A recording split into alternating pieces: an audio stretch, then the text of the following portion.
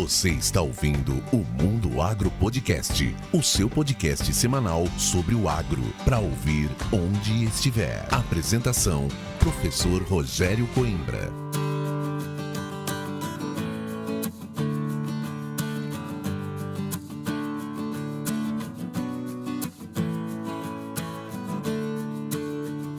Começa agora mais um episódio do Mundo Agro Podcast, o seu podcast semanal sobre o agro para ouvir onde estiver e quando quiser. E você sabe que esse episódio do Mundo Agro Podcast tem o apoio da Momesso, da Agrosol Sementes e da Incotec.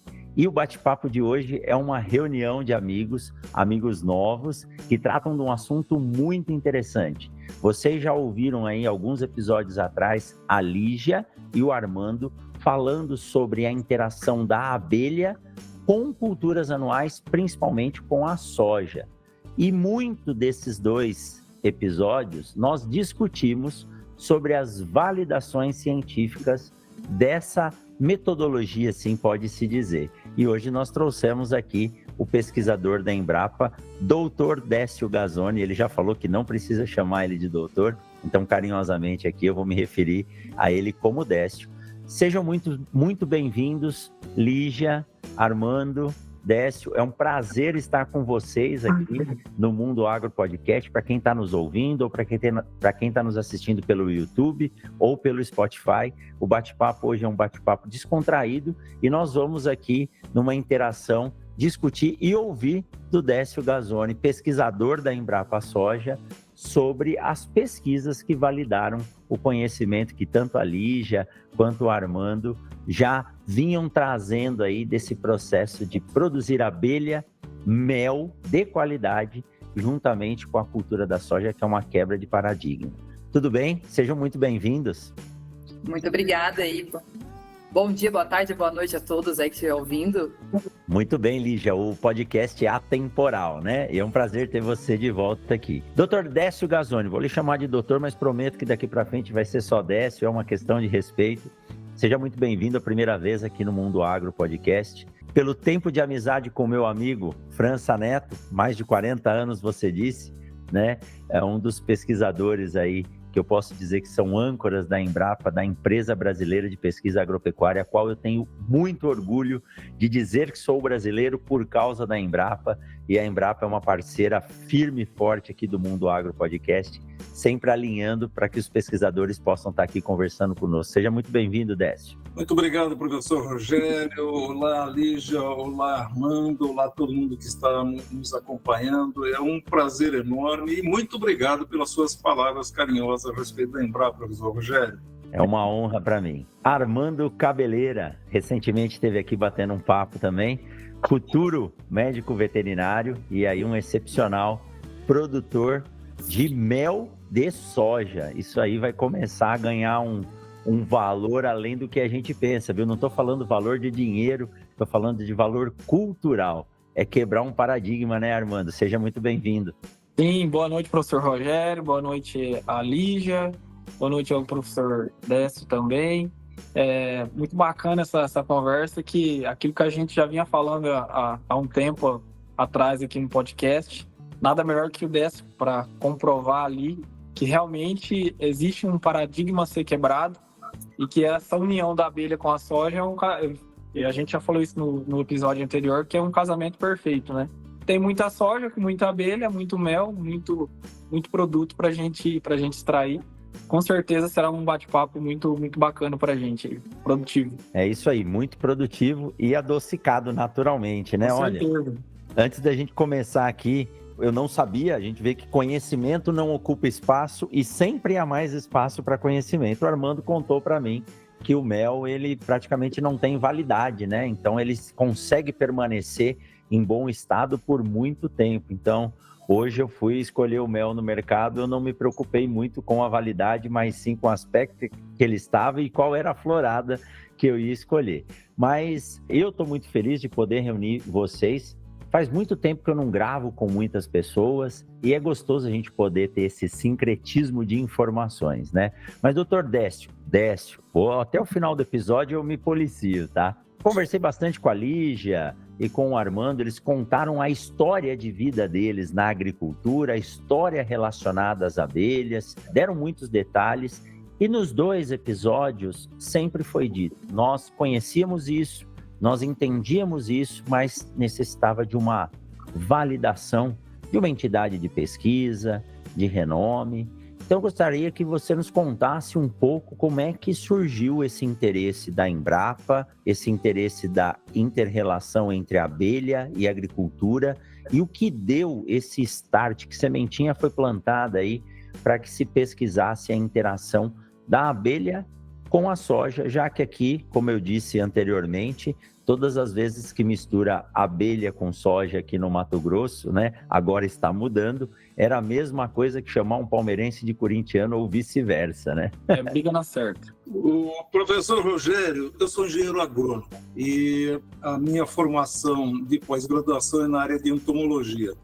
Então, passei aí minha vida profissional sempre lidando com insetos. Mas aí os primeiros, eu já tenho 51 anos de Embrapa. Então, você imagina quanto tempo que eu estou lidando aí. Eu sou sócio fundador da Embrapa. E aí, nos primeiros, vamos botar aí 35 anos, 36 anos, eu me dediquei fundamentalmente a questões de manejo de pragas. E com isso, eu entrava na lavoura, e já contei ali, já ouviu essa história algumas vezes, você via abelhas na soja e não dava importância, nem para o bem, nem para o mal. Eu não vou mexer com você não vai mexer comigo, nós dois ficamos numa boa. Mas é o tal do negócio, o pesquisador é um inquieto, né?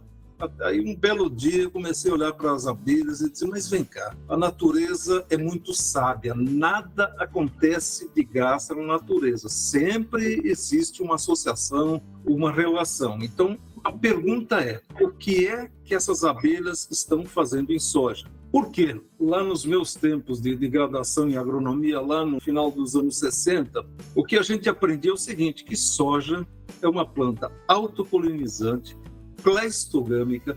Quando a flor abre, já está polinizada, já começou a formação do grão, os óvulos estão fertilizados, então não faria sentido visitação de polinizadores. Mas isso ficou encucando, mas o que é que essas abelhas estão fazendo aqui? Alguma coisa elas querem. Se elas foram atraídas, por alguma razão foram atraídas. Se foram atraídas, porque as plantas atraíram. Se as plantas estão investindo energia em atrair abelhas e depois, posteriormente, em fidelizar essas abelhas, algum motivo elas têm. Então, com base nessas perguntas, aí a gente começou a estudar, procurar literatura, procurar informação junto a apicultores, como a Lígia, que você já está na 3ª geração de apicultores, né? Quase, mas a segunda. É o tio e o pai.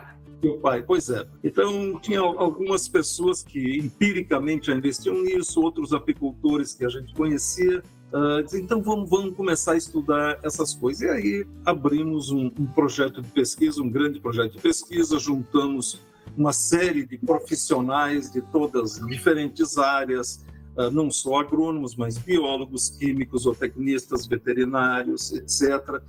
Cada um na sua especialidade, vão tentar entender o que é que está acontecendo. E aí começamos a entender essas questões. Mas o fundamental, o que fez realmente mudar tudo, é o seguinte, a gente verificou que aquele negócio de a flor de soja, quando abre, ela só abre porque já houve polinização, é meia verdade, não é a verdade completa. Realmente, uma parcela dos óvulos presentes no ovário podem ter sido fertilizados, já houve a formação do tubo polínico, o pólen caiu lá em cima do estigma, formou o tubo polínico para a polinização, mas aí vamos dizer em torno de 6 horas, aí do amanhecer até em torno de 11 horas, perto do meio-dia, o estigma continua receptivo. E se ele continua receptivo, nós vamos ver, mas vem cá, como é que essas abelhas estão sendo atraídas? Então verificamos que havia emissão de substâncias voláteis, produtos químicos voláteis pelas flores, que serviam de orientação para as abelhas.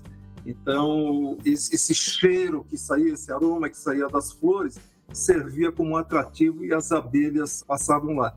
Bom, mas se isso está acontecendo, a planta precisa ser beneficiada. Ela não faria isso de graça, porque ela está fotossintetizando, produzindo reservas. Por que ela gastaria essas reservas produzindo voláteis e produzindo néctar para a abelha? De graça? De graça não, ela tem que ter algum benefício. Então, passamos a estudar a relação entre a presença de abelhas e produtividade. E aí, Rogério, nós usamos duas metodologias. Uma delas a gente conseguiu fazer aqui dentro da nossa fazenda aqui em Londrina durante 5 anos. É uma metodologia relativamente simples. É presença, ausência de abelhas e a quantidade que a gente julga adequada de abelhas. O que significava isso na prática? A ausência, a gente botava uma gaiola em cima da soja antes da floração e dizia, olha, a abelha não entra aqui. E realmente a gente verificava diariamente para ter certeza que abelha nenhuma entraria lá. A presença, na área de soja sem gaiola,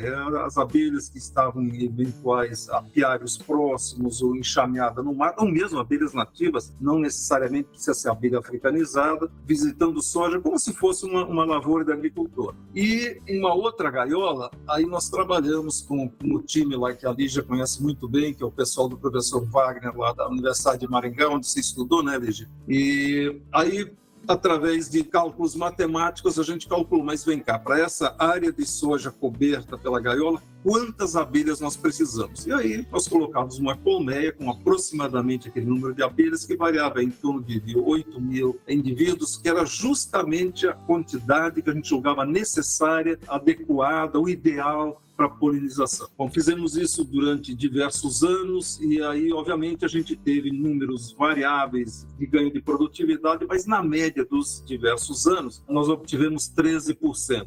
Esse número, se a gente coteja com outros números de outros autores que nos últimos anos têm estudado o assunto em outros locais, não é um número espetacular. Tem gente que conseguiu mais, conseguiu 20%.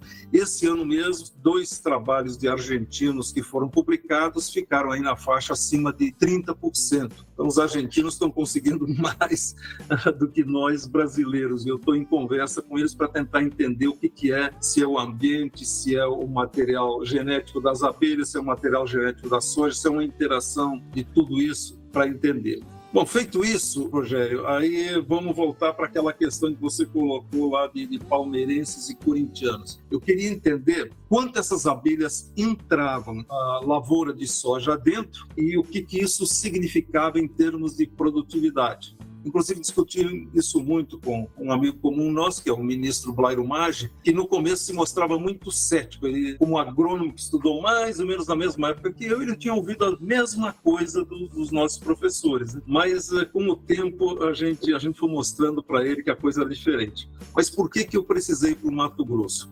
Porque aqui no Paraná, e mesmo Rio Grande do Sul, ou São Paulo, até Mato Grosso do Sul, sul do Mato Grosso do Sul, Rio Grande do Sul, você não consegue uma área contínua de soja distante de formações florestais. Eu precisava aqueles altiplanos do Mato Grosso, principalmente aquela região no oeste do Mato Grosso, o caminho lá de Parecis, Tangará, indo para Rondônia, que a gente anda quilômetros e quilômetros e aquela planície. Então, procurei lá no Google Earth, descobri uma área no meio de uma grande lavoura de soja, tinha lá aproximadamente 10 hectares, e não tinha nenhuma outra formação florestal perto. Então, a partir daí, nós procuramos estudar até onde as abelhas colocadas nessa reserva ingressavam na lavoura de soja.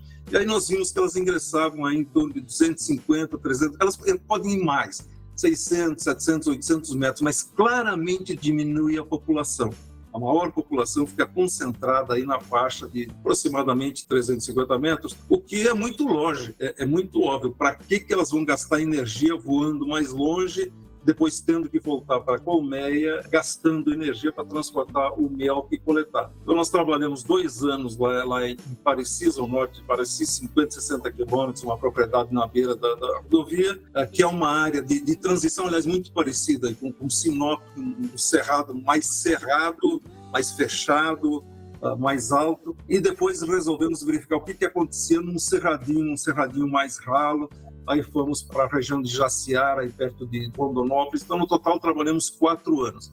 E, ao mesmo tempo, fomos para essa região de Sorriso, aí perto de Sinop, para entender o que acontecia, basicamente de visitação. Essas abelhas efetivamente entravam na soja, que espécies? Além da abelha africanizada, de apis, que outras espécies? E aí identificamos uma série de espécies. Então, é esse conjunto, Rogério, que mostrou para a gente que efetivamente existe uma atração ativa à soja, realmente atrai abelhas, atrai porque ela se beneficia disso. Esse conjunto é um processo de ganha-ganha, como o Armando colocou aí, porque ganha a soja por ganho de produtividade, ganha o apicultor porque ele consegue produzir mais mel, um mel de qualidade, e em muitos locais essa florada de soja entra justamente no momento em que você tem déficit de floração de outras espécies florindo, que normalmente você precisava fornecer alimento energético, proteína para as abelhas, então isso diminui o custo do apicultor. E um mel de qualidade, como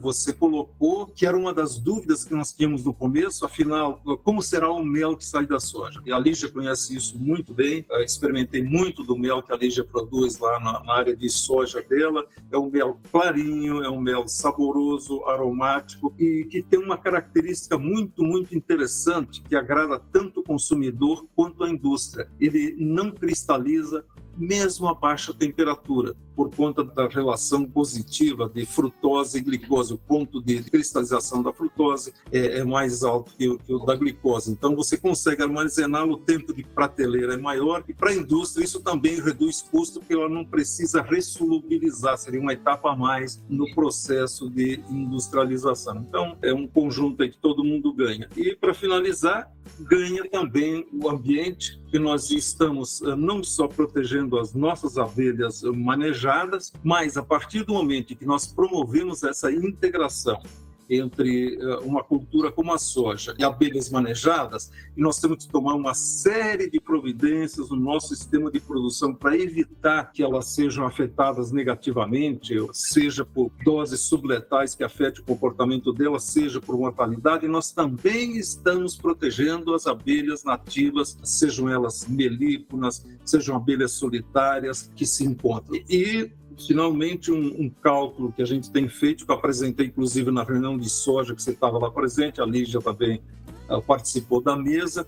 Nós estamos demonstrando que essa associação ela reduz em 25% as emissões de gases de efeito estufa, o que é uma pauta importantíssima para o mundo inteiro, obviamente para o Brasil, para um currículo, mostrando um currículo de bom comportamento da agricultura brasileira, mas interessa ao mundo como um todo. Perfeito. Olha, começamos com uma aula sobre o assunto, né, Lígia, né, Armando? E um dado aqui, Décio, me chamou a atenção. Recentemente nós temos visto a cultura da soja atingir produtividades de 110, 120, 130 sacos. Então, é interessante que sejam feitos esses estudos para que a gente saiba aonde nós podemos chegar. E você me disse que os argentinos promoveram ganhos de 30% na produtividade de soja na associação com as abelhas. Não bastasse isso, você nos traz outra informação muito interessante, que eu não lembro se foi o Armando ou a Lígia, ou os dois, mas acho que no último episódio foi o Armando que falou, que não só as africanizadas, mas se costuma criar outros tipos de abelhas nativas também, né, que tem uma produção de um mel muito específico, volume pequeno, alto valor agregado e um sabor assim incomparável. Então estamos protegendo as outras abelhas que não as africanizadas. E agora, quando a gente fala dos projetos de sequestro de carbono, você nos traz um dado de 25% na redução de gases de efeito estufa, fora que o manejo adequado, você como entomologista, né, falamos manejo, né, os programas de manejo integrado, para se produzir a abelha junto com a soja, você tem que sim otimizar as aplicações, principalmente de inseticidas. Então, você reduz o custo de produção do produtor. Basicamente, não tem como sair correndo desse circo, falar assim, eu não vou, só não vai participar quem for bobo, né? Então, não é só um ganha-ganha, não. Isso aqui são ganhos fantásticos para o ambiente, para o produtor de mel, para o produtor de soja e, é lógico, né, para as abelhas como um todo. Lígia, você falou para nós aí ganhos de 18%, alguma coisa 13% na produtividade de soja, Mas o que me espantou, mais do que a produtividade de soja, você disse que acho que a produção de mel quase dobrou. E eu estou voltando do Paraná, da região bem central de Guarapuava, e na reunião com os produtores lá, né, uma das dificuldades dos materiais de soja hoje são os materiais com longo período de florescimento por se tratar de materiais de ciclo indeterminado. Opa, então aquilo que parece ser uma dificuldade para o agricultor pode ser um benefício na associação com a produção ligada às abelhas, porque eu tenho flores durante um período maior, né?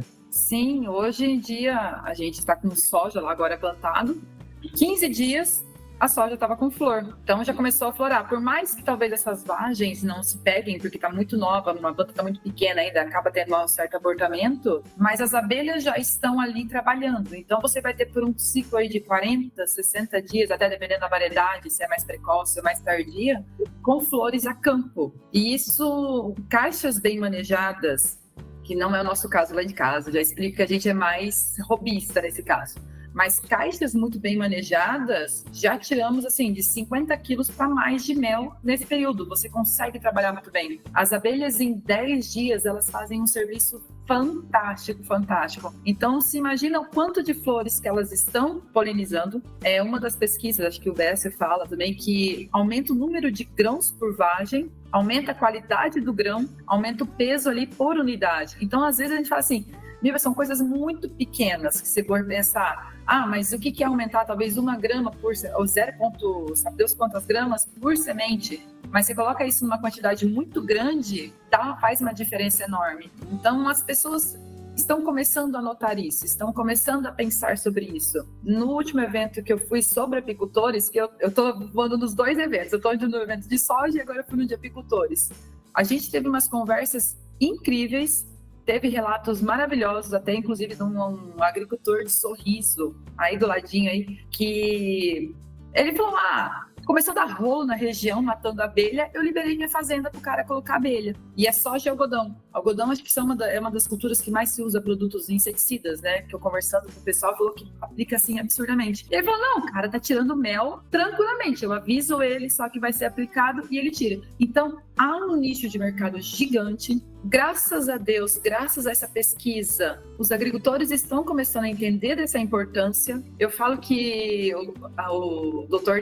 Décio caiu ali com a gente maravilhosamente bem, porque já era uma briga há muitos anos que meu pai falava sobre o assunto, falava, olha, dá para viver, e todo mundo falava, isso só vai atrapalhar. E agora a pesquisa veio falando assim, aquilo que a gente estava batendo há muitos anos, que meu pai brigou horrores, aqui vem a Embrapa aí, um instituto de pesquisa gigantesco aí, a gente tem que agradecer enormemente por estar existindo, falar assim, tá aí, estamos comprovando, todo mundo sai ganhando, dá para se trabalhar em conjunto, nada que uma boa conversa não se resolva e todo mundo sai ganhando. E aquilo que você falou, professor Rogério, ganha o apicultor, ganha o agricultor, mas muito mais o meio ambiente. Quem souber usar isso... Lígia, se você me permite, nossos ouvintes, é sempre importante ter uma referência.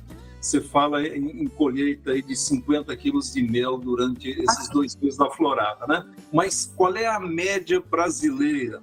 A média brasileira, ela não chega a 19 quilos por colmeia.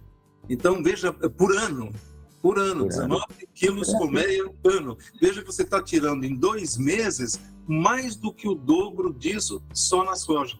Exato. E eu achei fantástico os pontos de detalhe da pesquisa. Lógico, os isolamentos de área que precisavam ser comprovados, mas entender o próprio processo fenológico e fisiológico da planta, que mesmo após a polinização, quando eu estudava, eu lia nos livros que a soja tinha 10% de polinização cruzada, né? De alogamia, o resto era autogamia. E ela ainda tem um processo de atrair a abelha, né? Alguns compostos voláteis que atraem a abelha mesmo depois da polinização, aí buscando os canivetes com mais de 3 ou 4 grãos. E é isso que você viu, Armando. Armando tá aí, né? Ilustrando o nosso bate-papo com as caixas de abelha atrás dele. E Armando, você conseguiu também bons resultados E você falou um pouco dessa questão comercial, o quanto que isso pode gerar de emprego, porque tem um número, eu não lembro, um número específico de caixas de abelha por hectare para que isso seja viável. Então isso pode ser uma fonte de renda para terceiros também, né? Para que você possa levar e tirar essas caixas de abelha durante o período de florada da soja, né? Sim, professor Rogério, se eu não me engano, eu acho que é 6, professor Décio me corrige, mas 6 caixas por hectare, né? Por hectare que você precisa para ter um resultado aí. E assim, a gente já vê essa questão em outras culturas frutíferas, né? Por exemplo, como o melão, como o pêssego, a maçã. Então são culturas que os agricultores pagam para os apicultores ir lá e fazer essa polinização assistida, né, que a gente chama, e ainda assim o cara tem um produto que é o mel. Agora você imagina nesse Brasil de, meu Deus, a quantidade de soja que tem. 6 caixas por hectare, imagina cara, só, né? É que a gente falou, é um mercado muito grande, é uma geração de emprego muito grande que vai ter, né? Que só tá começando, né? Muita gente nem sabe desse bate-papo que a gente tá falando aqui. Porque, assim, como eu tenho um canal bastante grande na internet, eu converso com a galera do Brasil todo, né? Modesto, bastante grande, né? São mais de 100 mil seguidores, então não é um canal pequeno, não. Então, assim, eu converso com muita gente mesmo. E, recentemente, eu bati papo com um cara do Nordeste, e lá, se você falar que abelha, você consegue produzir abelha e soja juntos, os caras te enforcam. Tipo, eu nem quis entrar muito, porque eu vi que não ia dar muito bom, né? Então a galera lá tá um pouco de olhos vendados ainda essa questão, mas a gente já sabe, a gente prova. Inclusive, até você tava comentando aqui do mel, eu tava invasando um pouco de mel hoje, vou mostrar aqui, ó, esse mel aqui é de soja, ó. Olha aí. Do ano passado, para você ver a diferença do mel de aroeira para o mel da soja, ó. Nossa, olha só. O mel de aroeira é um mel muito escuro e o mel da soja é mais clarinho. Olha aí. Então, o bacana é isso, a gente mostra, prova que essa relação dá certo, né? Então, só fazer os manejos certos, pai da Lígia já brigou centenas de vezes com o vizinho, dono de aviação, os caras fazendo cagada, aplicando um defensivo que não pode aplicar. Mas se você fizer um MIP, fizer o manejo e colocar as abelhas, com certeza essa relação aí só tem a agregar para todo mundo, a gente sabe disso aí. Você vai mandar esse episódio aqui para esse pessoal do Nordeste que acha que não dá certo. Sim. E no Mato Grosso tem muita gente precisando ouvir isso ainda. E o engraçado é que nesse encontro que eu tive, eu conversei com... Ele vende hoje núcleos de abelha do Mato Grosso do Sul. E diz que a procura por núcleos de abelha, núcleos para apicultores no Mato Grosso do Sul, está gigantesco. Grande. E principalmente por fazendeiros, que eles já entenderam isso. Ele falou assim que ele não está conseguindo mais produzir núcleos na quantidade que estão procurando ele. Então, num estado o povo não pode nem ouvir falar e no outro a procura está louca. Então, muito gritante. O que eu estava falando aqui era o seguinte, eu não sou especialista na área, mas eu imagino dos insumos que nós precisamos para poder produzir a abelha.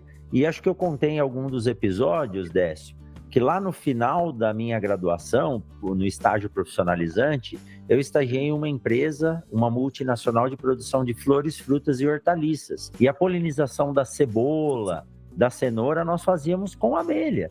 Então, eles já contratavam os apicultores para trazer as caixas para polinização. E aí eu comecei a pensar numa conta aqui, né? 45 milhões de hectares de soja no Brasil, 6 caixas por hectare. Rapaz, nós vamos ter que plantar eucalipto para poder fornecer caixa. Não dá conta, cara, é muita coisa. Né? Então, imagina só, imagina essa cera gerada, o que não pode ser feita. Vocês estão vendo que eu estou tossindo aqui, eu estou curando de uma gripe. Antes de começar, eu falo, vai na farmácia e compre o extrato de própolis verde, que cura rapidinho. É lógico, o mel não estraga, né, Armando? Ele é naturalmente conservado aí por milhares e milhares de anos, como foi provado. E deve ter sido muito prazeroso, né, Décio? O seu histórico de carreira aí, né, sócio fundador da Embrapa, poder fazer um estudo desse, que coloca de mãos dadas o agricultor e o produtor de mel, o apicultor, onde o uso de alguns inseticidas sempre se tornou briga, e briga forte, né? Aplicação aérea. E hoje a gente tem a tecnologia de aplicação aérea com capacidade, através do uso de GPS, de restringir essas áreas. E aí você consegue fazer um manejo integrado, onde você entra com a abelha. E aí acho que o Armando e a Lígia me disseram isso. A abelha, quando ela sente também esse odor dos defensivos, ela se afasta naturalmente. Deve ter sido muito prazeroso, além de trabalhoso, fazer essa pesquisa, né? Bom, quando eu falei antes que a natureza é muito sábia, você acabou de dar outro exemplo aí. A abelha, a guarda que fica lá no alvado, ela não sabe identificar um inseticida, mas ela, no sensorial lá, com as antenas, qualquer operário que está chegando no campo, se ela percebe a presença de uma substância que não é conhecida, ela diz, opa, aqui você não entra, você é um perigo para a minha colônia aqui, sai daqui, vai embora. É gerência de risco, uma coisa empírica, mas realmente acontece. Mas isso aí, aliás, não é só nesse caso, né? Muito da ciência, dos avanços científicos, do desenvolvimento de fármacos, diversas coisas, vem da observação da natureza. Então, observando esse fato, o que é que nós estamos pensando aqui na Embrapa? Diz muito bem, dessa série de substâncias voláteis emitidas pelas abelhas, algumas são bioativas, outras não são. Então, nós precisamos separar as que são bioativas. O que são substâncias bioativas? Aquela que a abelha, quando ela faz o sensoriamento, que ela faz através das antenas, a antena é o nariz das abelhas, é por lá que ela percebe, que ela identifica esses odores. Alguns são atraentes, ou seja, estão chamando as abelhas lá para aquela fonte, para a flor. Outros são repelentes. Isso foi uma das descobertas que a gente fez, não especificamente em soja, em outras plantas. O último dos estudos foi em melão, foi uma surpresa, mas tem. Muito bem, então, nós tendo esse tipo de substância, nós podemos usar as duas substâncias para o bem. Ou seja, o produtor, que não interessa se ele é de rosáceas, de maçã, de melão, de pera, de ameixa, de morango, de cebola, de soja, o que seja, ele pode querer atrair abelhas para a sua lavoura. Ele usa uma substância dessa. Por outro lado, o produtor que precisa fazer uma aplicação pode misturar no seu utilização uma substância que é repelente. Quer dizer, além dessa gerência de risco natural, você dá um plus a mais, dizendo, olha, sumam daqui, que aqui tem um risco para vocês. Agora, deixa eu voltar aí para uma outra coisa interessante aí que o Armando colocou. Não é muito fácil a gente dizer quantas caixas por hectare. A Lígia sabe bem disso, quem vive disso dia a dia, não é muito fácil na prática. Bom, mas a gente pode fazer a abordagem teórica. Então, um dos estudantes de pós-graduação que trabalhou comigo, ele está terminando agora o doutorado lá em Lavras. O que a gente fez? Colocamos câmera filmando dentro da soja e deixamos lá um tempão. A gente só marcava de 10 em 10 minutos e deixamos lá dias e dias e depois examinava aquele vídeo justamente para estudar o comportamento da abelha. O que a abelha faz? Quando ela se aproxima voando, o que ela faz? Onde ela pousa? Onde ela caminha? O que ela fica tateando lá com as antenas? Quanto tempo ela demora para introduzir a língua, a probóscide, para retirar o néctar, etc. Quanto tempo ela demora para encher o estômago? Quanto tempo para sair da colmeia, voltar para a colmeia? É uma série de números. Então, com base nesses números, nós calculamos que 1 hectare de soja precisa aproximadamente 150 a 180 mil abelhas. Depende de quão forte é essa colônia, depende do estágio da lavoura de soja, se está em plena floração, se está começando, se está terminando, depende do que aconteceu, como foi a instalação, a nutrição, a fertilidade, se as plantas estão mais altas, mais baixas, se choveu bem, se não choveu, mas em média, viu, Armando, é aproximadamente 150 a 180 mil abelhas. Claro que quem não conhece diz, mas quem vai ficar contando 150 mil abelhas?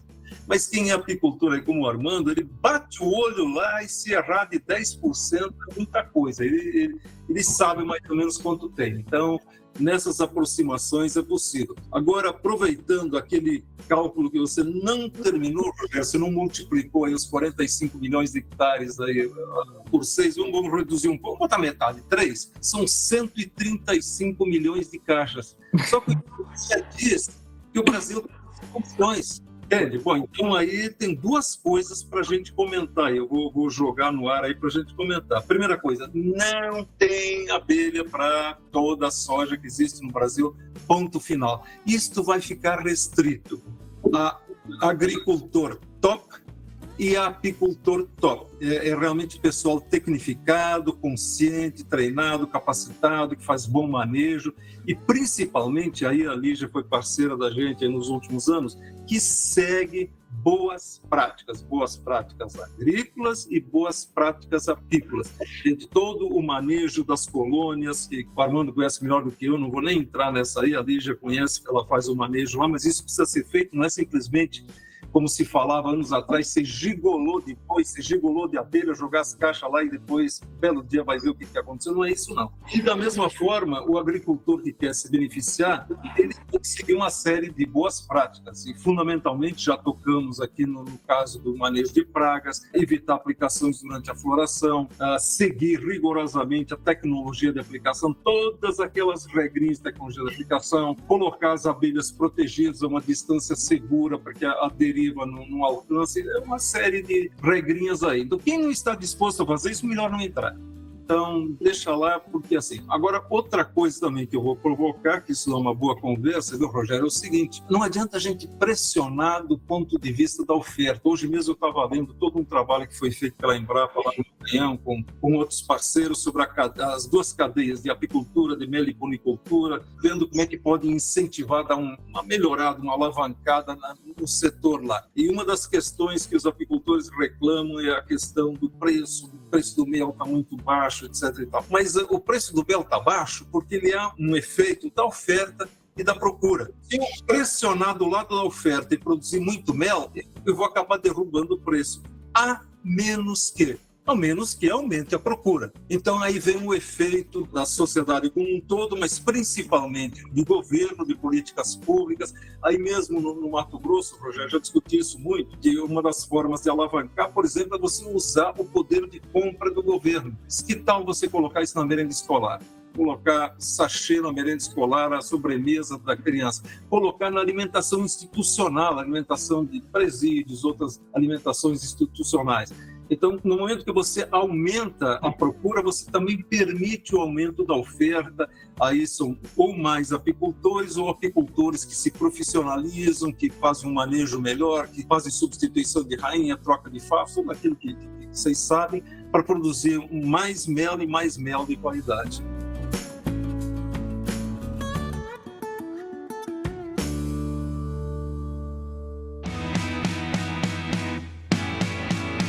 Vamos aproveitar esse intervalo para dar um recado da Momesso para você. Você realiza a manutenção preventiva dos seus equipamentos regularmente? É muito importante realizar essa manutenção preventiva regularmente antes da safra. Para isso, a Momesso disponibiliza o serviço de atendimento técnico ao cliente, que conta com suporte remoto e agendamento de manutenções preventivas. E olha só, a Momesso possui plantões de dúvidas durante a safra com uma equipe especializada na área de mecânica, elétrica e tratamento de sementes. A Momesso possui também um programa de manutenção preventiva chamado Momesso Red, que garante um atendimento de qualidade específico e direcionado para cada caso. Momesso, excelência no tratamento de sementes do on-farm ao industrial.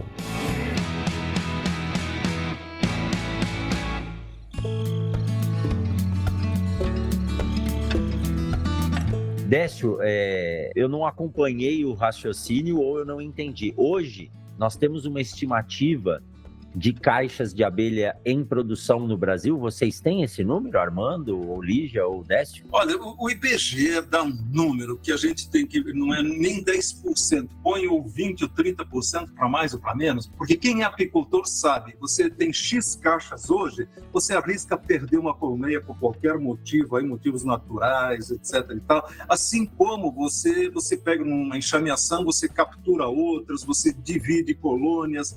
Então, durante o dia varia um número. Imagina dentro do mês, se é época de pico de floração, de produção, você aumenta. Mas um número médio, aí vamos deixar uma amplitude entre 5 e 6 milhões.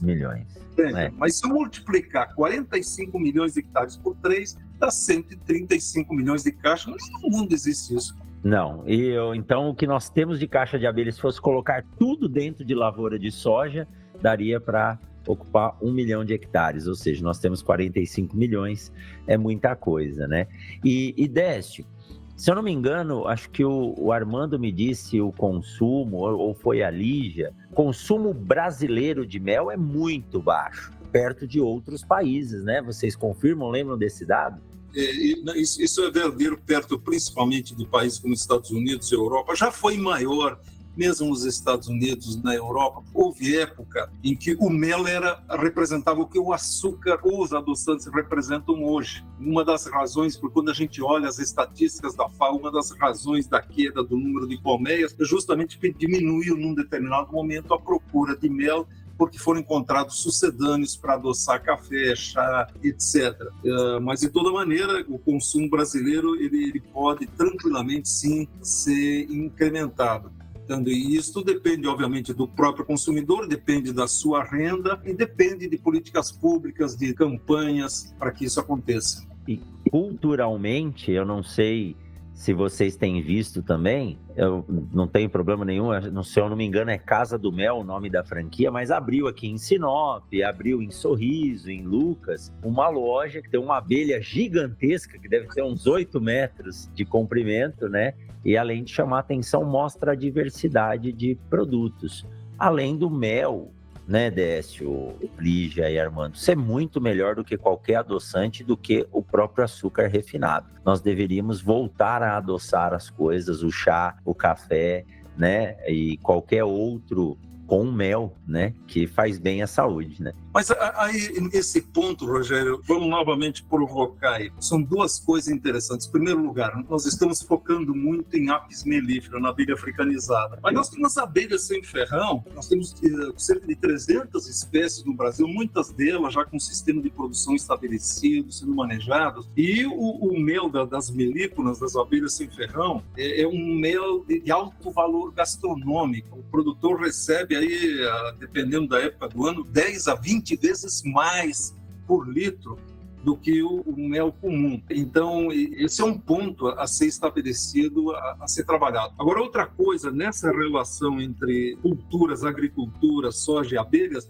veja bem, esse número que a gente coloca aí, absurdo, que precisaria de caixas de abelha manejada, mas nós temos reserva legal, nós temos APP, nós temos diversas áreas de vegetação nativa dentro das propriedades, perto das propriedades, e essas áreas estão cheias de abelhas nativas. E essas abelhas, elas saem de lá e entram nas lavouras no momento de floração. Eu falei isso antes, que nós estamos protegendo abelhas manejadas, nós também estamos protegendo essas abelhas. Mas, mesmo naquelas lavouras onde você não tem um apicultor, onde o agricultor não virou apicultor e colocou caixas lá, ele tendo qualquer área de vegetação nativa, APP, RL, etc., ele está se beneficiando do serviço de polinização dessas abelhas.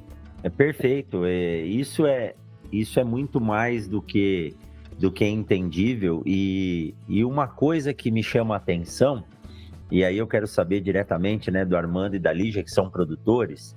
Esse ano nós estamos enfrentando um problema sério de estabelecimento de lavouras da cultura da soja, por ocasião de um clima adverso no ano passado, que foi a presença do menino malvado, do El Niño, elevando as temperaturas. Inclusive a apresentação que eu fiz no encontro de pesquisa de soja foi falando sobre isso, né, as variações das temperaturas noturnas e diurnas nas áreas de produção de sementes, e agora nós estamos colhendo os desafios que foram produzir as sementes no ano passado.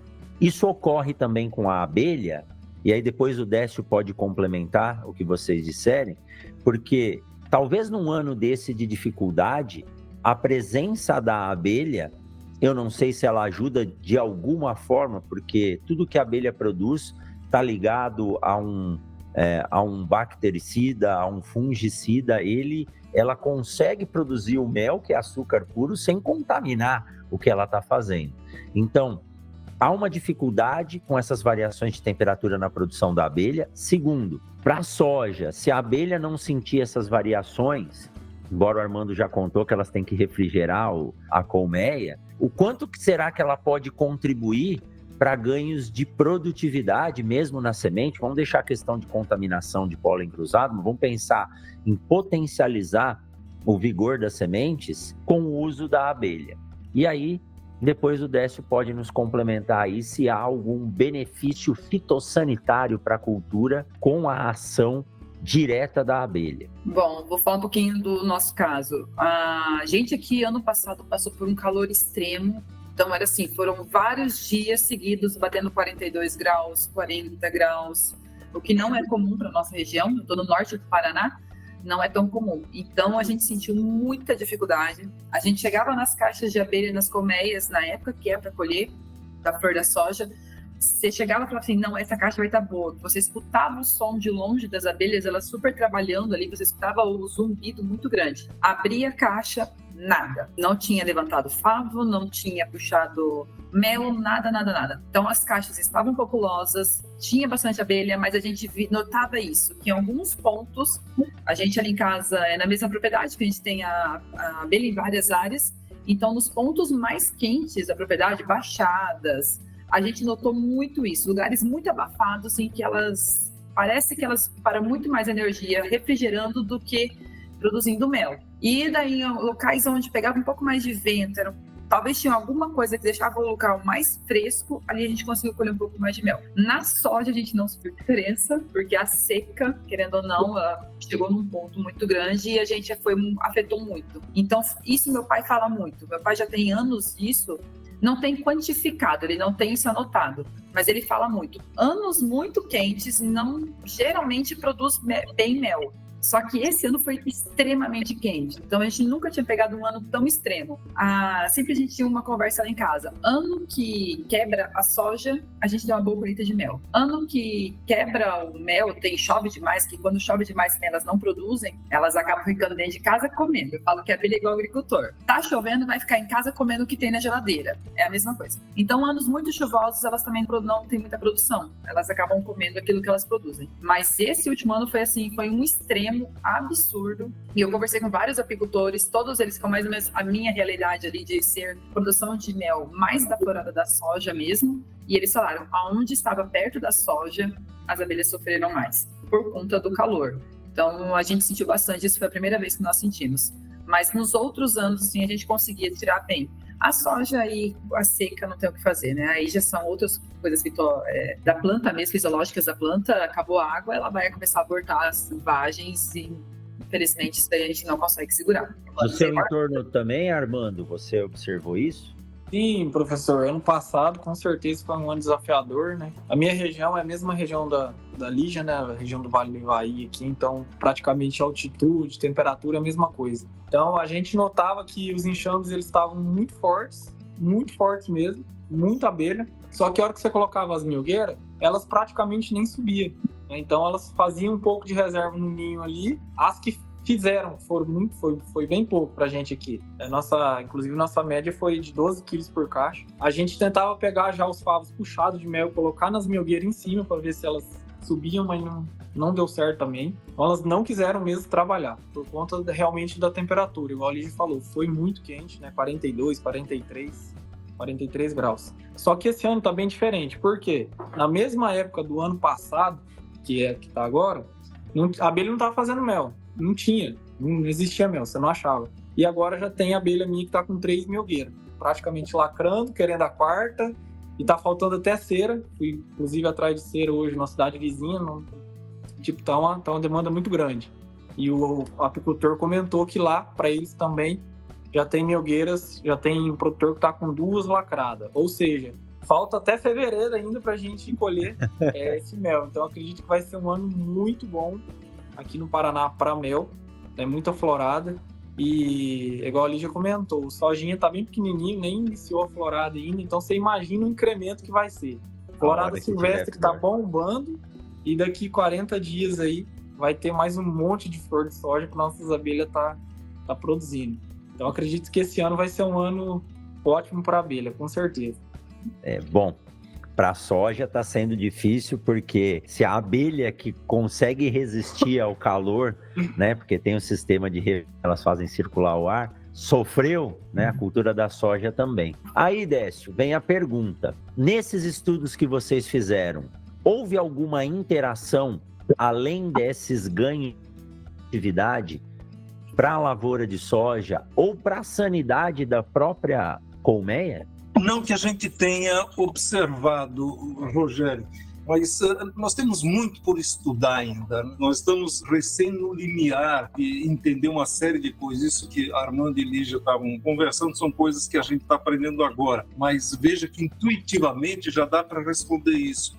Se uma caixa tem, por hipótese, 50 mil abelhas, são 50 mil abelhas. Ou elas vão forragear, ou elas vão refrescar a caixa, porque é novamente uma questão de gerência de risco. Lá dentro tem larvas, lá dentro tem pupas, e é o que o Armando falou, elas colocam algum mel para manter aquelas crias vivas, para que elas possam produzir mais abelhas, porque qual é o risco? Se não fizer isso, a colônia degrada.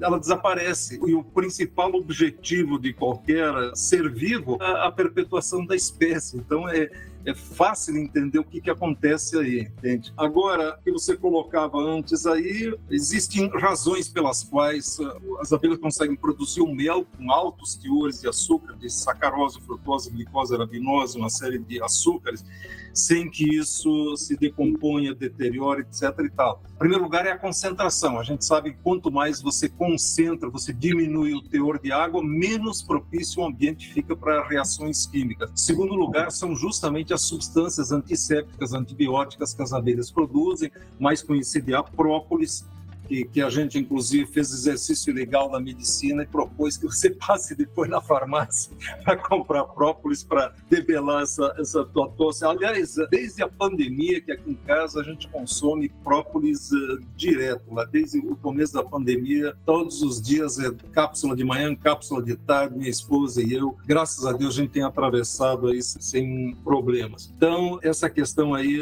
é interessante. Agora, o que acontece aí com essas questões climáticas? De alguma maneira, Armando e Lígia tocaram num ponto que é a alta temperatura, que realmente desfavorece, mas essa mesma alta temperatura, você sabe bem disso, Rogério, vai inviabilizar grãos de pólen, acaba esterilizando grãos de pólen, então acaba de alguma maneira prejudicando a cultura da soja, que depois também é prejudicada, como a Lígia colocou, porque vai faltar água para o desenvolvimento, crescimento da planta, mas já começa nesse processo de polinização e fertilização de óvulos. Então tem um limite aí acima do qual a viabilidade dos grãos de pólen diminui. Nós não estudamos especificamente o impacto sobre poder germinativo e vigor de sementes, que a gente estava focado em entender uma série de coisas. Mas estudamos uma questão bem genérica, novamente foi tema de uma dissertação de mestrado de um aluno nosso. A conclusão bem leiga é o seguinte: olha, a abelha faz muita coisa boa para inúmeras plantas, inclusive a soja. Ela só não faz milagre. Então, você tem um teto de produtividade de uma cultura qualquer, de maçã, de pera, de uva, de soja. Esse teto é definido por uma série de características, pela capacidade genética que define, diz, olha, este é o limite de produtividade, a carga genética permite isso, mas pela agronomia que é aplicada aí, pelos cuidados agronômicos e pelo ambiente, pelo clima, oferta de água, oferta de temperatura. Se isto não é adequado, você pode colocar quanta abelha você quiser, porque ela não consegue romper aquele teto de produtividade. Os outros fatores são mais importantes, eles pesam mais. Então, você vê realmente as abelhas produzindo mel, etc., mas elas não conseguem quebrar essa restrição do teto de produtividade se ele estiver limitado por algumas coisas. A gente pode dar exemplos: nutrição inadequada, eventualmente controle de pragas inadequada. Uma das coisas que nós estudamos foi compactação de solo, compactação subsuperficial, que aí é afetado, como a Lígia colocou, afetado aí por uma seca, um veranico de uma semana, um pouco mais. Se você tem uma compactação, a planta começa a sofrer. Aí a abelha não faz milagre, bate no limite dela. Isso influencia na qualidade do néctar, que vai influenciar na qualidade do mel ou não? Esta é uma ótima pergunta, Rogério. Nós estamos começando agora uma nova etapa de pesquisa e nós queremos entender fundamentalmente duas coisas: quantidade e a qualidade do néctar ao longo do dia, desde o amanhecer até o anoitecer. Nossa hipótese de trabalho é que isto varie. E faz todo sentido variar, porque, novamente, tem que raciocinar pela cabeça da planta da soja. Quer dizer, para que ela colocaria néctar em grande quantidade, de qualidade, no momento que as abelhas não estão indo lá? Vamos usar esse recurso aí para encher o grão, para aumentar a produtividade. E outra coisa é ao longo da floração, ou seja, desde R1, desde que começam a surgir as flores, até no finalzinho, lá em R3, quando cessa a floração. Como é que varia isso? a quantidade e como é que varia a qualidade. São coisas que nós queremos estudar. Obviamente que existem condicionantes aí, oferta d'água, etc. O que nós vamos fazer no primeiro instante é trabalhar numa condição ideal. Utilizar um sistema de produção ideal, vamos trabalhar sob irrigação para não ter nenhuma forma de restrição. Mas claro que isso tudo é dependente da qualidade da semente, da plantabilidade, da nutrição que é dada, do manejo fitossanitário, a cultivar, de observar ZARC, época de plantio, tudo isso. Perfeito. O legal da ciência e da pesquisa é que a cada descoberta geram-se novos interesses. E esses interesses podem trazer melhorias significativas para o agricultor, para o meio ambiente. É por isso que eu falo, e não é porque o Décio está aqui, do orgulho que eu tenho da Embrapa. É uma empresa pública de pesquisa e, graças a ela, não só o Brasil, mas grande parte do planeta tem o que comer hoje. Então, isso é um orgulho gigantesco para a gente bater no peito e dizer que é brasileiro e que a Embrapa é nossa. Mas, como nem tudo são flores, sempre tem uma pergunta que quem está nos ouvindo, né, e até eu mesmo conversando com alguns amigos, né, numa roda de jantar, eu falei, poxa, qual a viabilidade econômica de se investir hoje em abelha? Aí, é lógico, né, tem a Lígia, o Armando aí, que sentem diretamente na pele, o Dr. Décio estudando isso.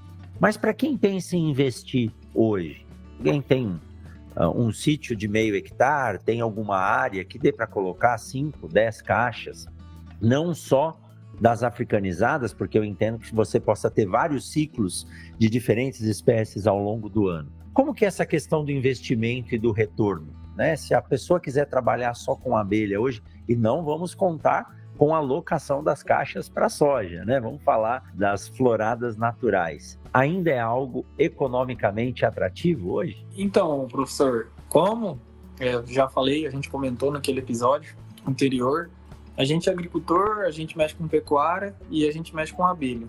Das 3 atividades, a que eu gosto mais é a abelha. Por quê? A abelha você consegue produzir onde ninguém quer. Ninguém vê uma luz ali, uma esperança, você consegue colocar as suas abelhas lá e produzir um produto de valor agregado. Se você souber vender e atingir o seu potencial cliente ali, conseguir agregar valor, cara, top. Parabéns. Então, o investimento é muito baixo, cara, em relação, ao meu ver, né? Porque quando você fala de agro, tudo é muito caro, né? Então, para você plantar 1 hectare de soja hoje aqui, na nossa região, fica em torno do custo aí de uns 65 a quase 70 sacos por alqueire, tá? Por alqueire. Então, se você pegar isso e multiplicar pelo valor aí, vai dar uns quase 8 mil, 9 mil por alqueire. Então, se você pegar 9 mil e for comprar de caixa de abelha material, cara, você vai fazer um estrago aí. Então, assim, eu fico muito orgulhoso e feliz em mostrar isso no meu canal, né? Olha, tem aqui uma cultura dentro do agro que é um pouco mais em conta, que é a abelha. E muita gente se surpreende, cara, porque acreditem ou não, mas o brasileiro, ele praticamente não sabe nem o que é apicultura, assim, se você falar.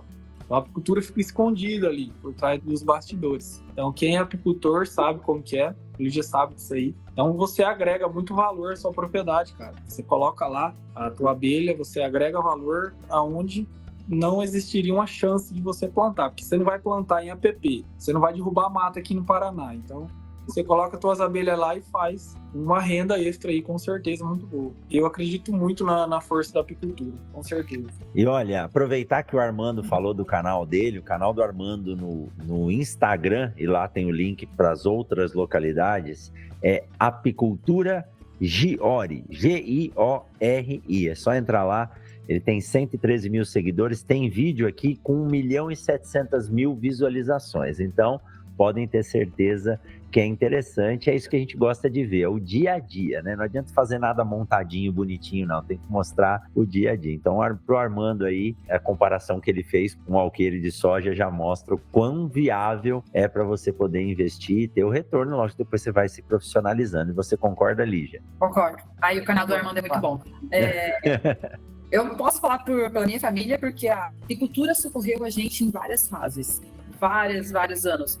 E a gente nem começou com a apicultura para final lucrativa, era o que o professor Décio falou. A gente começou por causa do açúcar, lá atrás, né? Então, meu pai começou por causa do açúcar, que não tinha dinheiro para nada, imagina para comprar açúcar, então vinha do mel. E realmente, assim, é uma atividade que eu falo, quem quer começar, começa pouco. Pega umas caixas, compra umas caixas ali e vê se você se adapta a essa atividade. Querendo ou não, tem suas dificuldades, tem seus desafios.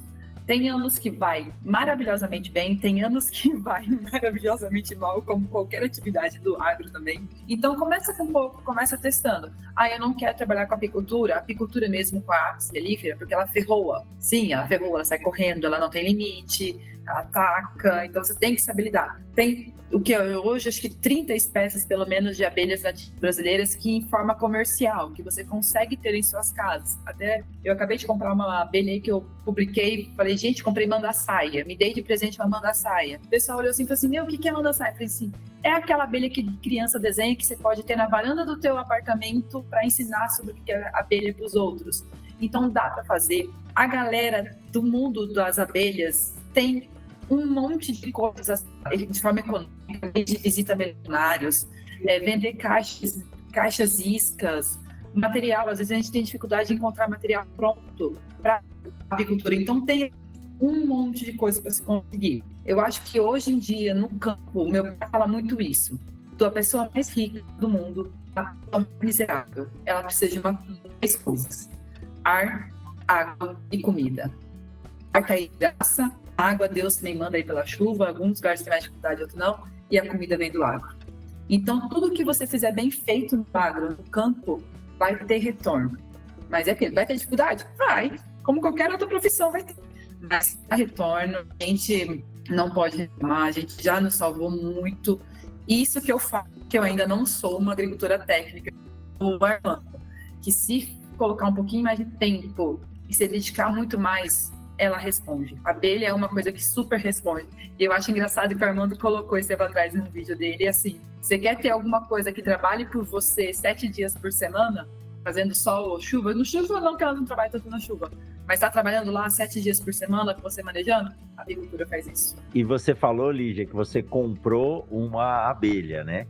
E eu já acompanhei algumas vezes na televisão ou mesmo pelo YouTube, Instagram, que se manda abelha pelo correio, né? Então você consegue comprar a rainha pelo correio. Então existe hoje um processo para que você possa, e é lógico, né? O acesso à informação hoje, tanto com os informativos da Embrapa, depois Décio pode nos falar melhor, mas tem tanta informação hoje para você poder fazer de forma correta. E eu sei que nas cidades, como aqui na universidade, eu até citei, tem uma professora que produz essas abelhas sem ferrão. Então existem vários cursos, até de extensão, gratuitos, que ajudam a fazer isso. E você pode comprar sua abelha pelo Mercado Livre, pelo menos a rainha, se eu não me engano, né? Não, as outras também, as outras espécies você consegue comprar. Se você conhecer o meliponicultor, alguém que cria, é melhor, né? Porque daí você vai ter a certeza de onde vem. Mas você consegue comprar por tudo. E realmente, vem pelo transportador. A mandaçaia, o cara fala assim, não, coloca na transportadora, em 2 dias na tua casa, abelha. Falei, ok, tá bom. Bem. Então, professor, foi bom que você entrou nesse assunto aí. Até, inclusive, é interessante essa questão que a Lígia falou da questão da tecnificação, né? A maioria das minhas rainhas aqui já é melhorada geneticamente para a produção de mel, né? Olha aí. E elas vieram todas pelo correio, né? Então, o cara postou ela lá, postou em Minas Gerais na segunda e elas costumam chegar aqui na quinta-feira. Olha aí. Então, você consegue ter um acesso a uma tecnologia, né? Que é um melhoramento genético. O pessoal lá mexe há muito tempo com o melhoramento genético de abelhas rainhas. E essas abelhas que vieram de lá, que tem uma genética melhorada, são as abelhas que estão com 2, 3 milgueiras já de mel. Então, você consegue perceber que a peça, você trocando uma peça de uma colmeia que é a rainha, você consegue ter um incremento incrível de produtividade. Então é legal você ter comentado essa questão do correio aí. E elas chegam bem vivas e sadias, sim. Né? A hora que elas chegam aqui, você tem que dar água para elas. Os bichinhos ficam com sede, cara. Eu também, até eu. É difícil chegar morto, é difícil. Mas, Décio, nós vimos aí que é economicamente viável. E com a pesquisa validando esses processos, realmente é uma questão hoje de que políticas públicas organizem, né? Eu não sei o quão é organizado o setor. Eu vi esse painel que ocorreu na reunião de pesquisa de soja, muito importante a presença desse assunto lá. Então, existem aí vários pontos que podem ser trabalhados, né? E as políticas públicas, com certeza, envolvem uma ferramenta fundamental para promover o setor e também a difusão do consumo de um alimento que é extremamente saudável, né? E depois você pode nos falar o que tem de material disponível na Embrapa para quem quiser acessar. Essa questão, ela é multifacetada, viu, Rogério? A Lígia e o Armando já tocaram em diversos aspectos, mas vamos tentar sintetizar. Em primeiro lugar, são duas grandes vertentes. Ou você realmente vai produzir abelha africanizada, abelha com ferrão, que não ataca, viu, Lígia? Ela se defende.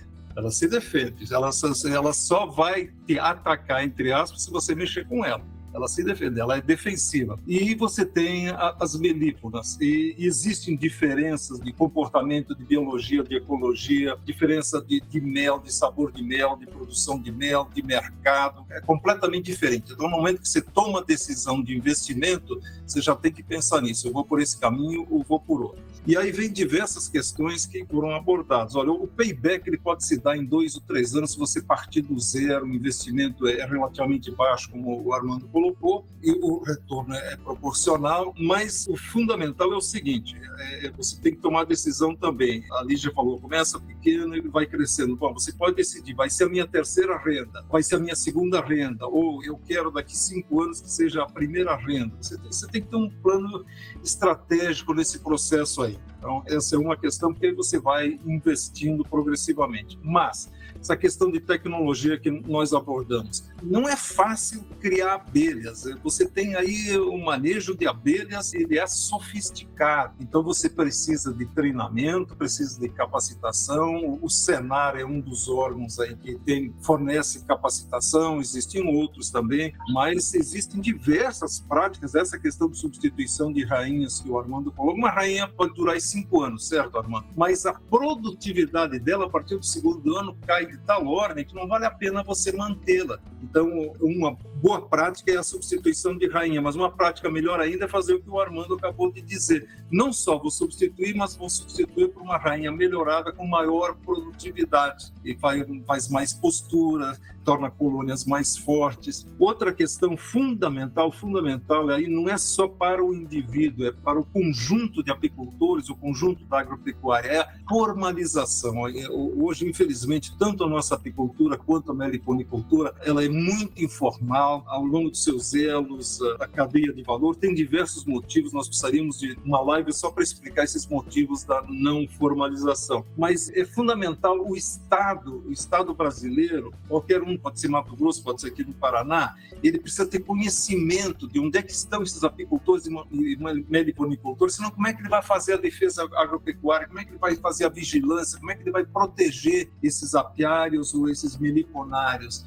Isso é fundamental. E você precisa também formalizar ao longo da cadeia. Quer dizer, uma coisa é produzir o mel, mas entre produzir e o consumo final, pode ser um consumidor, uma pessoa física, pode ser uma indústria, você tem etapas de processamento e agregação de valor que precisam acontecer. E aí tem os processos de intermediação que interferem na rentabilidade, que é a pergunta que você colocou. Então, a questão é complexa. E no final, você coloca aí a questão de políticas públicas. Eu sempre tenho muito medo de a gente pressionar exclusivamente do lado da oferta, derrubar preços, desestimular, dar um baixo astral generalizado no setor. Essas coisas têm que correr para e passo, ou seja, vamos incentivar a apicultura, a meliponicultura, mesmo que não cresça, por hipótese, vamos raciocinar da seguinte maneira, olha, continua o mesmo número de apicultores, continua o mesmo número de caixas, mas se você melhorar o seu manejo, se você utilizar mais tecnologia, você vai produzir mais. Mas no momento que se produz mais, se a demanda continua a mesma, vai derrubar o preço. Então, aí é que entra a potência das políticas públicas, aí é que os governos podem atuar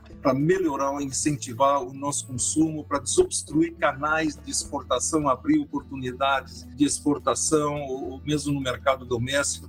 Então, realmente a cadeia de valor é muito complexa, tem muitas exigências, mas o resumo é o que Lígia e Armando colocaram. Vale a pena sim. Quanto mais tecnificado você for, quanto mais consciente, quanto mais formalizado, mais dinheiro você vai ganhar. Muito bom, concordo plenamente com isso.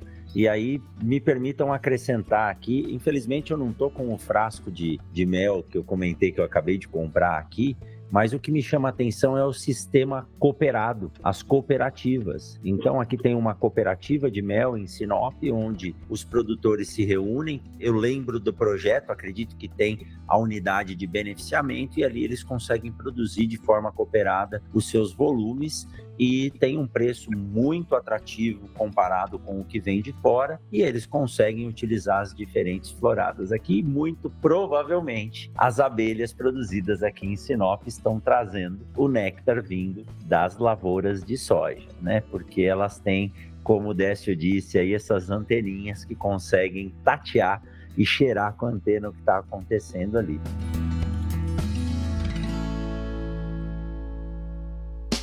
Siga o Mundo Agro Podcast nas redes sociais: Instagram, Facebook e Twitter, @Mundo Agro Podcast.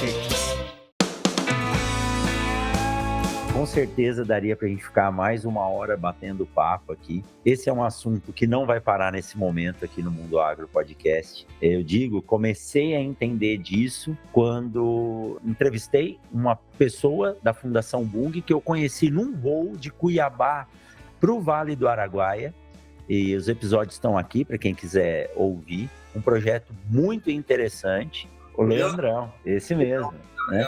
Nós estamos fechando uma parceria grande da Embrapa da Abelha com eles. E é muito interessante, é um projeto que envolve comunidades indígenas, os produtores de mel, os agricultores, e tem um volume de área grande na região do Vale do Araguaia, próximo à reserva do Xingu, e eu fiquei espantado com o sincretismo de produção e a correlação, o sinergismo de ganho.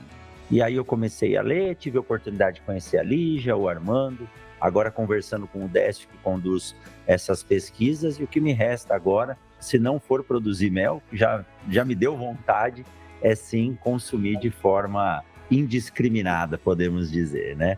Mas parabéns, Armando, parabéns, Lígia. É uma história cultural de vocês que passou ou está passando por um processo de profissionalização. Como sempre, as tecnologias, elas têm os insights, né, as ideias dentro das propriedades. Depois vem a ciência, a pesquisa, os pesquisadores coordenando isso para fazer as validações e os aportes de tecnologia para que se melhore. E aí, eu gosto de falar na palavra sustentabilidade, porque é produzir mais, gastando menos, com tecnologia, com segurança pro alimento, gerando segurança alimentar.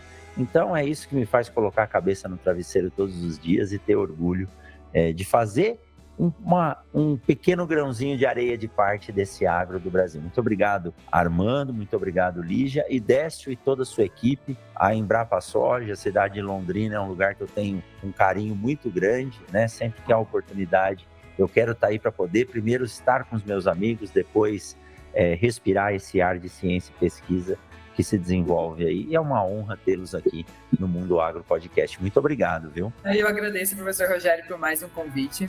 É um prazer estar aqui na presença do Décio, do Armando, de você. Décio, eu acho que a gente já agradeci tanto por essa pesquisa. Obrigado demais pelo que está fazendo por esse mundo da apicultura, da soja aí, por mostrar ao pessoal, a outros produtores, que isso realmente funciona. Essa nossa guerra, meu pai, o senhor sabe disso, meu pai fica super feliz com a sua presença e com essa pesquisa. Armando, eu conheci esse ano, acho que naquele evento lá em Campo Mourão. Incrível o que você faz na internet, continue fazendo isso. Professor Rogério, obrigada por estar levando esse assunto aí por alguns lugares que inimagináveis, principalmente Mato Grosso. Eu converso com o pessoal de Mato Grosso, tem famílias aí, e eles falam, não, isso não dá certo, isso não dá certo. Mas muito obrigada por tudo aí, por mais essa oportunidade. Lígia, falando, né, de comunicação, você citou o Armando, esse grande amigo que é o França e o Chico, se eu não me engano, e o Fernando Henning, eles estavam indo a algum lugar aí no norte do Paraná, que acho que é onde você mora, e eles estavam passando, ouvindo o episódio que eu mando toda segunda-feira de manhã. Aí o França me mandou uma mensagem, falou, Rogério, olha a coincidência, nós viemos ouvindo o episódio da Lígia, paramos para almoçar próximo ali da cidade, num restaurante, sentamos, enquanto estávamos almoçando, quem aparece dando uma entrevista? A Lígia na televisão. Eu falei, olha, França, mais coincidência com essa era só encontrar a Lígia no restaurante, né? Então, França deve estar nos ouvindo aí. Um forte abraço, França. Ele pode comprovar para você que apareceu você dando uma entrevista lá na região. Muito obrigado, viu, Lígia? Armando. Professor, valeu. Foi um papo muito produtivo, né? Então é muito fácil para mim falar de abelha nas redes aí. Foi um prazer conhecer o professor Décio, a Lígia, vizinha de porta aqui praticamente. A gente não se conhecia, acabou se conhecendo e é bacana a gente fazer um programa e falar do que a gente está vivendo, né? Falar que está dando certo. Então cabe a nós levar essa informação na internet para muita gente nesse Brasil afora e querer replicar, né? Que as pessoas elas têm que escutar ou assistir um programa como esse, agricultores principalmente, querer trazer para ele essa informação e querer replicar, né? O mais importante é isso, desse bate-papo. Então, as abelhas estão aí para agregar junto à soja, a soja agregar para as abelhas. E é o que a gente fala, o ganha-ganha, para mim é um dos casamentos perfeitos aí, se manejado da forma certa, se fazer do jeito certo, com toda certeza. Foi um bate-papo muito, muito proveitoso. Legal. Pessoal, sigam aí o Apicultura Giori. Ele tem aí um pouco mais do que 100 mil seguidores. Vamos fazer ele chegar num 1 milhão de seguidores, porque a gente sabe como as redes sociais hoje, bem trabalhadas, são fontes importantes de informação relevante. A gente tem que saber filtrar e o seu canal aí no Instagram, acredito que no YouTube também, tem esse papel. Não pare, não. Eu sei que não é fácil, assim como está o Mundo Agro Podcast agora completando aí recentemente 5 anos no ar, toda segunda-feira, sem falhar nenhum episódio. Então, continue assim, viu, Armando? Dr. Décio Gazzoni, que honra conhecê-lo e saber dessa longa caminhada na pesquisa na agricultura brasileira e ainda falar com tanto gosto sobre a pesquisa e olhando à frente o quanto pode ser feito. Muito obrigado, viu? Por essas pílulas de aula aqui que eu tenho certeza que as pessoas vão poder consultar aí agora e obter mais informações. Professor Rogério, eu que agradeço a oportunidade de partilhar esses momentos aqui com você, com Lígia, com Armando, e dizer que vocês três desempenham uma tarefa fundamental, porque redes sociais vieram para o bem e para o mal. Infelizmente, circula muita desinformação, muita fake news em redes sociais, e pessoas como você, o teu podcast, o trabalho que o Armando faz, a Lígia, que a gente não perde uma oportunidade de dizer, olha, se quer entrevistar alguém que vai straight to the point, que diz as coisas direitinho, é a Lígia. Então, são pessoas que levam avante informação de credibilidade importante. E, às vezes, o pessoal me pergunta, quando eu falo que eu tenho 51 anos de Embrapa, sou fundador da Embrapa, diz, vem cá, e quando é que você vai parar? Você deu a resposta, Rogério. Para cada resposta que a gente acha na pesquisa agrícola, você levanta 5 outras perguntas. Então, as perguntas que eu estou levantando vão me fazer ficar mais 25 anos na Embrapa, se Deus quiser.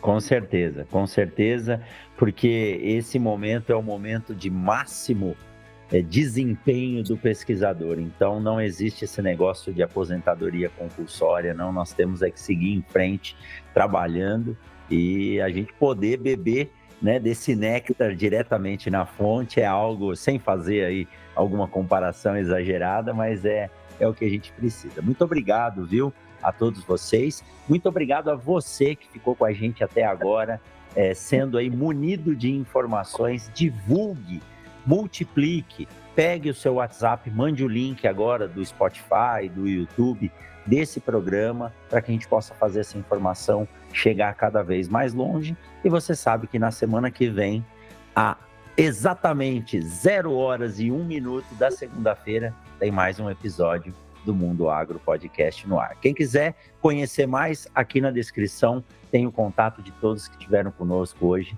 nesse super episódio. Muito obrigado, ótima safra, ótima produção de mel e soja a todos. Até mais, um forte abraço. Tchau, tchau, Lígia, tchau, Armando, tchau, Décio. Valeu!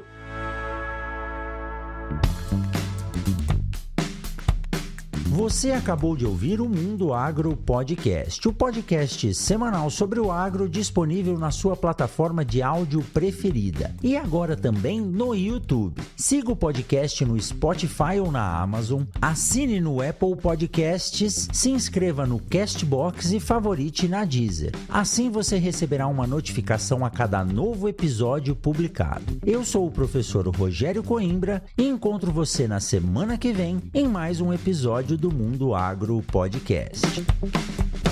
Você ouviu o Mundo Agro Podcast. Informações, novidades e muito mais. Mundo Agro Podcast, para ouvir onde estiver.